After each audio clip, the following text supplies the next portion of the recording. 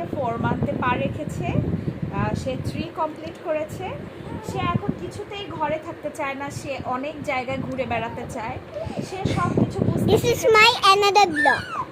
সে সব কিছু বুঝতে শিখেছে। এখন সে কিছুতেই শুয়ে থাকবে না, শুধু কোলে কোলে ঘুরবে, হ্যাঁ, আর সব কিছু শেখার ট্রাই করবে।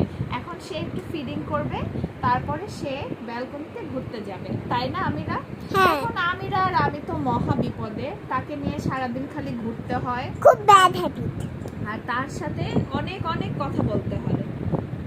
এই বেবিটার অনেক ব্যাড হ্যাবিট আছে, সেটা হচ্ছে বেবি আবার খেতে খেতে তুতুকুলি করে দেয়। কি কি হাসি। ও নো, এই যে বলতে বলতে তুতুকুলি করে দিয়েছে, দেখো। চলো মুছান যাক। হ্যাঁ, চলো এখন আমরা ফিওনা এন্ড আমিরা ব্যালকনি ঘুরে দেখাবো।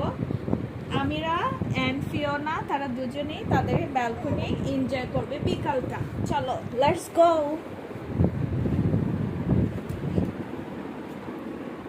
এবার কোনটা?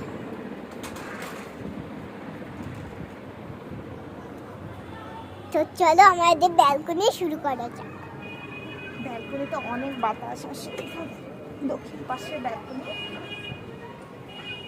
আর এখানে কাপড় চোপড় শুকা দিছে বউয়া। আরে আমি নতুন ঘর বানাইছি, এগুলো সব পাপা এলোমেলো করে ফেলে। এই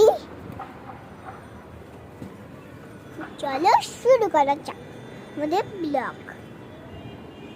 আমাদের এখান থেকে বাহিরটা অনেক সুন্দর লাগে, আকাশ দেখা যায়, অ্যান্ড এখানে ভিউটা এতই ভালো লাগে যে আমরা সব সময় এখানে আমিরা আর আমি অনেক বিকালবেলা গল্প করি এবং ন্যাচারাল ভিউ দেখি সবসময়, তাই না? আর ভিডিও বানাই।